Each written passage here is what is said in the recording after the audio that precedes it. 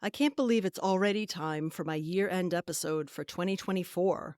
Today's episode is a little different. Unlike most of my episodes where I interview neurodivergent guests, on this one you'll get to hear directly from me. I like to do these solo episodes sometimes to reflect back on the year, talk about some of the things that happened with me and the podcast, and share some of my thoughts on the year ahead. If you're a new listener, welcome. And if you're a returning listener, welcome back. I'm so glad you found this episode. While you're listening, I'd love it if you click that follow button in your podcast app or click the subscribe button if you're watching on YouTube. That way, you'll get notified about my new episodes, and it helps support the show. Or if you want to get my latest episodes sent directly to your email inbox, you can sign up for my free newsletter at beyond6seconds.net. All of these are great ways to help support the show, so thank you for doing that. Next month, in January 2025, this podcast will be 7 years old, with the past 3 years focused on neurodiversity and disability. Considering that most podcasts don't make it past 7 episodes, 7 years is a big accomplishment that I'm proud of. This podcast also achieved a major milestone earlier this year when it exceeded 100,000 episode downloads. I'm really grateful to know that my listeners are still enjoying Beyond 6 Seconds after all these years, and that more and more people are still discovering this show. Let's talk about what happened on Beyond 6 Seconds this year. In 2024, I released 25 episodes. 23 of those were guest interviews. I spoke with guests living in 6 countries: the US, UK, India, and for the first time on my podcast, I interviewed guests from South Africa, Japan, and Denmark. Next year, I'm hoping to get guests from even more countries on the podcast, because your country of residence can often have an impact on your experience as a neurodivergent person. My guests talked about their lived experiences with autism, including one non-speaking guest, 12-year-old Swarat Gopalan, who is also my youngest guest ever, ADHD, traumatic brain injury, Tourette syndrome, dyslexia, cerebral palsy, and dissociative identity disorder. Additionally, I talked with guests in detail for the first time about epilepsy, schizophrenia, and fetal alcohol spectrum disorder. I also interviewed 3 guests who have Down syndrome. A lot of times, when people talk about neurodivergence, they mainly focus on autism and ADHD. But neurodivergence is so much more broad than that. And there's no such thing as a single neurodivergent experience. So I'm always trying to consciously expand my views and understanding of neurodivergence and share it on my show. My guests and I covered a lot of different topics. We discussed my guests' experiences at school, with family, at work, as entrepreneurs and creatives, and as advocates who are finding and using their voices. We looked at the impacts of racism, gender bias, cultural expectations, ableism and disability discrimination, getting or not getting accommodations at work or school, and how to make things better for neurodivergent people and for society in general. We talked about how my guests were inspired to start talking about their experiences as neurodivergent and disabled people, which sometimes required overcoming their feelings of doubt, shame, and denial, and how they used their determination and talent to follow their dreams, build their careers, and lead change in their communities. I was also honored at the beginning of the year when Beyond 6 Seconds was nominated for an Ambie Award for Best DIY Podcast. I didn't win, but my podcast's name and nomination were mentioned in articles in Variety and The Hollywood Reporter, and that was pretty cool. The nomination also introduced me to the Podcast Academy, the award's sponsoring organization. And a few months later, I got to co-lead a workshop for the Podcast Academy about diversifying your guest list for thoughtful and inclusive conversations with my podcaster friends Charlie and Kristen. I was interviewed on a few other podcasts as well: Raising Kellen, Chat Tsunami, my WRFG Radio Free Georgia interview with Sam Marion, and the Blazin' Access podcast with Blaze Bryant, plus 2 other podcasts that haven't been released yet. My podcast and I were also featured on the Art Heals All Wounds podcast and on the Podcast Radio Network. I really enjoyed being interviewed on podcasts and would love to do more of it next year. If you have a podcast and you're looking for a guest to talk about neurodiversity or podcasting, please let me know. I'd love to be on. I'm still on social media. These days, I'm most active on Instagram, Facebook, and LinkedIn, but last month I joined Blue Sky. You can follow me there and on all of these social media platforms that I mentioned under the username Beyond 6 Seconds. If you've heard some of my previous solo episodes of Beyond 6 Seconds, you may remember that I've been focusing on finding community for the past year or so. I met a lot of great podcasters this year at the PodFest conference I went to back in January. I met them online through social media, and I met them when they reached out to me directly after listening to one of my episodes. I'm especially grateful to my friends Diane from Autastic and Kathy from Women Who Podcast magazine, who welcomed me this year into their online communities that they manage and grow. This coming year, I'm also planning to attend On Air Fest, a sound and storytelling festival in New York City. Let me know if you're going to be there too.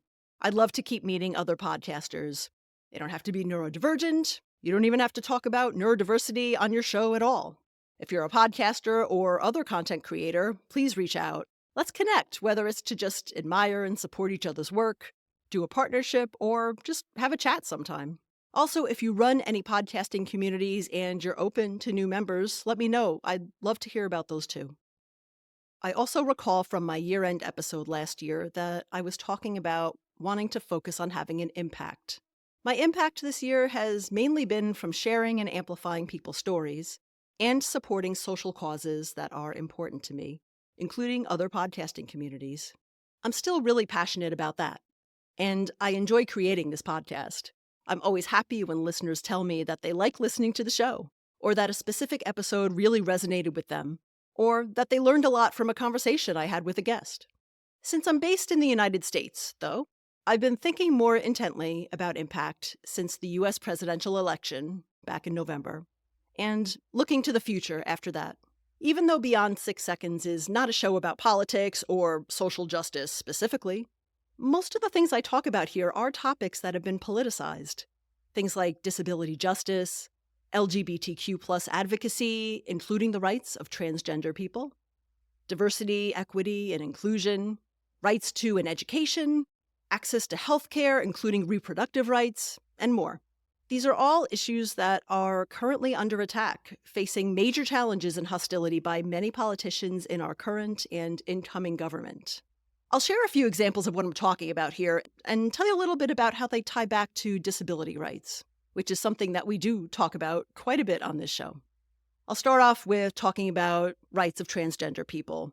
There's an increase of legislation being proposed and passed to limit and dictate trans people's access to bathrooms in public and even private spaces. There's also legislation that restricts the rights of trans people in other ways, but I'll just focus on the bathroom bills right now. These bathroom restrictions are generally done under the guise of, quote unquote, keeping women safe. Despite there being no evidence that trans people pose a danger to others in bathrooms, or anywhere else for that matter, and despite the fact that we already have laws that would punish any person who commits a crime in a bathroom. These restrictions do not make anyone safer. What the restrictions do, however, is endanger trans people by putting them at risk of harassment, assault, and detainment, and also these restrictions endanger people who are perceived as being trans or gender non-conforming in some way. In other words, people who don't fit the narrow and arbitrary physical model of what a man or woman should look like.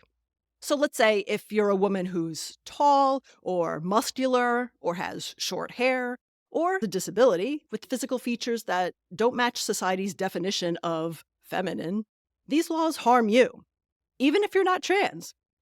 This also makes life more difficult for caregivers of disabled people of a different gender who need assistance in the bathroom. And think about how this would be enforced.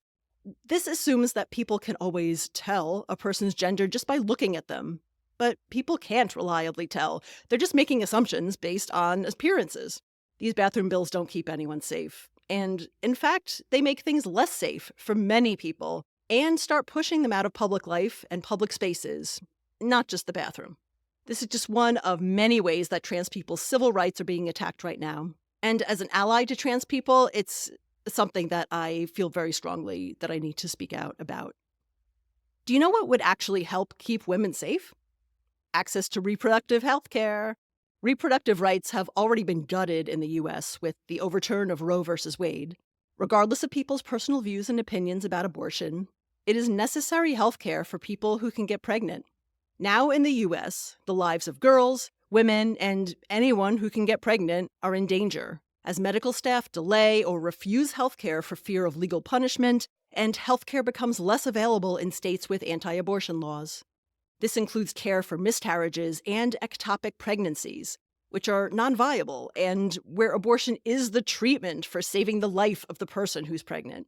Women have already died and suffered incredible pain and damage to their health, sometimes losing their ability to reproduce entirely, for completely preventable reasons because medical care was denied or delayed. They've even been charged with crimes for having a miscarriage in some cases. While the president-elect has gone back and forth on whether he would support a federal abortion ban, it's likely that anti-abortion members of Congress will continue to advocate and push for more restrictions on abortion nationwide, with laws that would impact states regardless of state-level abortion laws. These bans also have ripple effects on healthcare in general, beyond abortion, making it harder to get reproductive health care and basic wellness procedures in certain parts of the U.S. as doctors stop practicing or avoid those specialties and clinics close down, trapping pregnant people in abusive relationships, and even limiting access to birth control. It's terrifying to witness the destructive impact of the overturning of Roe v. Wade on the health and lives of millions of people, especially people of color, people living in rural areas, and people living in poverty who are impacted the most. Speaking of healthcare, the president-elect has talked about making cuts to Medicaid and weakening the Affordable Care Act, which many disabled people in the U.S. rely on. This could potentially lead to insurers' refusals to cover people who have pre-existing conditions, like disabilities. Also, as of this recording, the nominee to lead the U.S. Department of Health and Human Services is a vocal anti-vaxxer who has perpetuated the dangerous lie that autism is linked to vaccines, based on fraudulent studies that have since been retracted and refuted that were conducted by a former doctor who's now banned from practicing medicine as a result. This nominee has also said that he would stop infectious disease research at the National Institute of Health, and he's even recommended sending people who use psychiatric medication, including antidepressants and ADHD medication, to forced labor camps that he calls wellness farms. All of these would be disastrous for public health. Infectious diseases often worsen disabilities, including chronic illnesses, cause short-term and long-term disabilities, and of course result in deaths, many of which are preventable through vaccines and vaccine research. And fear-mongering around medications that help people while promoting treatments that have no scientific proof of working at all will only hurt the people who are helped by those medications. Sending people with disabilities to labor camps sounds like something out of the 1940s. I can't even believe I am talking about these things, that these are things that powerful politicians are saying and seriously looking into. These actions are creating a prime opportunity for even more people to get sick and die on a widespread basis. The disabled community and non-disabled community will suffer under this political agenda. The incoming administration has also talked about getting rid of programs that have helped ensure that disabled people get fair representation and equitable services. For example, abolishing diversity, equity, and inclusion programs in higher education and at employers will make it harder to ensure fair and equitable representation, safety, and belonging for people who are systemically marginalized due to racism, sexism, homophobia and transphobia, ableism, meaning bias against disabled people, and more. I realize that certain politicians and billionaires have made DEI into a dirty word. I don't have enough time here to go into what DEI really is and what the goals of DEI programs actually are. If you'd like me to do that in a future episode, let me know. But suffice it to say, DEI has nothing to do with giving opportunities to unqualified people because of their demographics or enforcing quotas. It's about reducing and removing systemic barriers and bias that keep marginalized people from accessing educational and employment opportunities. Another example of this is the incoming administration's interest in abolishing the Department of Education, or even decreasing its scope and budget, or moving its functions to other parts of the government. This will potentially make it harder for students to get special education services and to administer the funding and protections for all children to have access to equitable, essential education. These are just a few examples and how they impact the lives of disabled people. especially those who hold other marginalized identities, and the lives of plenty of non-disabled people, too. These are also issues that I care about. If you listen to my podcast, then you probably care about one or more of these issues, too. So, what do we do? Even though the US presidential election is over, there are still so many things we can do. Here are some suggestions. I don't mention these to lecture anyone or tell you what you have to do, but since I've been hearing a lot of people feel helpless and powerless, it's more of a reminder that you still have power and influence. We need people to speak up and keep speaking up about what's important to them. Now is not the time to get quiet. Here are some suggestions about a few things you can do if you're concerned about disability rights. Contact your congresspeople about the issues you care about. Keep informed about bills, legislation, and court cases on issues that you care about. Call your congresspeople. Email them. If you're not comfortable talking to someone on the phone, you can always call after business hours and leave a voicemail. There are websites, social media accounts, and newsletters that can help you keep informed about these issues. Some examples that I've looked at in the past are the ACLU, ResistBot, Indivisible.org, and probably a lot of your favorite nonprofit organizations, and of course, government websites themselves. It may feel like you're just one person or that your voice is not going to mean anything, but your elected officials in Congress track and tally the number of calls and emails they get from constituents on these topics, whether you personally voted for them or not. These people represent you. Tell them what you need, what you care about. Also, you can show your support to people who are out there trying to make a difference, or even just make a living. For example, you can support organizations, nonprofits, and businesses led by disabled people, and by people with other marginalized identities as well. Support small and local businesses, support the arts, support authors from different backgrounds and identities than yours. If you can't support them with your dollars, then support them by sharing their social media posts, subscribing to their newsletters, or just spreading the word about them.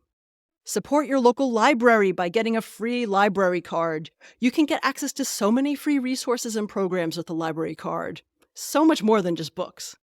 And local libraries need your support right now, too. All of these are important parts of the community. They provide valuable resources, and they need your support, energy, and followership.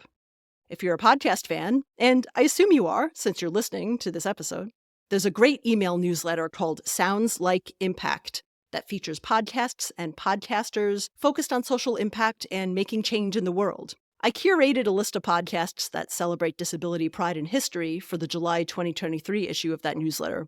It's a really great newsletter. On that note, another thing you can do to help support disability rights is learn about disability pride and history. For example, the disability rights movement and its intersections with the civil rights movement in the United States. We don't typically learn about disability history in school, so it's important to realize that disabled people didn't get their civil rights because they asked nicely, or because society suddenly felt generous or charitable and wanted to do a nice thing. There's a whole history of activists who fought for years to get legal disability rights protections. I learned a lot about this by watching Crip Camp, a great movie that's available on Netflix and YouTube. And if you're a podcaster, or you're thinking about starting a podcast, now is a great time. There's still room for you. It's not saturated. While there are a lot of podcasts out in the world, only about 14% of them are still actively producing new episodes, according to Podpage's podcast industry report from November 2024. Meanwhile, the number of people listening to podcasts continues to grow. So it's still a good time to get into podcasting, in case you're on the fence about whether or not you want to do that. You may have noticed that podcasts are an important part of media now. They educate people, they entertain people, they influence people's opinions, they help build and mobilize communities. Presidential candidates even appeared on them during the election cycle this year. And you can podcast about whatever you want. You don't have to start a serious podcast. If you want to start a fun podcast that brings you joy, do that. Finding joy and community will be important now more than ever, whether you're a podcaster or not. Be sure to support the work of people who are doing things that you enjoy and value by listening, sharing their work, or even just sending them a short note saying how much you appreciate what they do. Next year on Beyond 6 Seconds, I plan to keep sharing stories to change minds, break stigma, and start conversations about authentic experiences of disability and neurodivergence. I appreciate everyone who listens to my podcast, and I hope you'll continue to join me as a listener. If you know someone who would enjoy this podcast, please share it with them. You can also subscribe to my free email newsletter to keep informed about all my latest episodes when they launch. You'll even get to hear them before everybody else does. If you want to support this show with a small donation or by sponsoring an episode or two, you can do that too on my Buy Me a Coffee page. I'll put those links in the show notes. I'm grateful to everyone who's already making their voice heard and taking action, no matter how big or small, despite any fear or despair they might be feeling, to educate and advocate for the rights and representation of neurodivergent and disabled people. Please continue, if you can, and find rest and joy and community where you can. Your voice matters, and you can make a difference. I'll see you next year.